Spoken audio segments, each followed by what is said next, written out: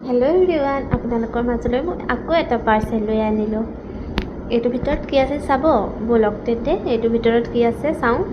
মই দিছে পাৰ্চেলটোৰ বাবে বহুত দিনৰ পৰা ৰখি আছিলোঁ। মানে মোৰ মনটো মাজে মাজে বেলেগ বেলেগ হৈ থাকে নহয়। দুদিনমানৰ আগতে কাপোৰ এযোৰ কৰিব মন গ'ল, তেতিয়া সকলো বস্তু আনি মই কাপোৰযোৰ কৰিলোঁ, সম্পূৰ্ণ কৰি পিন্ধিলোঁ। পিছে দেই নকৰাকৈ পেলাই থোৱা নাই, বাকী বস্তুখিনি আছে। আকৌ কাপোৰ এযোৰ অনা নাই বাবে সেইখিনি তেনেকৈ থৈ দিছোঁ।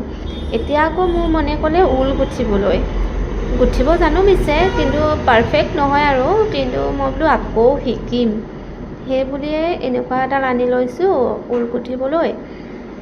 আৰু ঊল চাৰি নেচা আনি লৈছোঁ, অনলাইনতে আনিছোঁ। পিছে মই শিকিবলৈ কাৰণেহে কমটি প্ৰাইজতে পালোঁ, সেইটো কাৰণে লৈ আহিছোঁ। আৰু ইয়াত আছে দুটামান পিংক আৰু দুটামান বেজি প্লাষ্টিকৰ। প্ৰথমতে বুজিয়ে পোৱা নাছিলোঁ সেইকেইটা কি, কিন্তু পাছত চাইহে গম পালোঁ যে সেইকেইটা পিংক আৰু বেজি।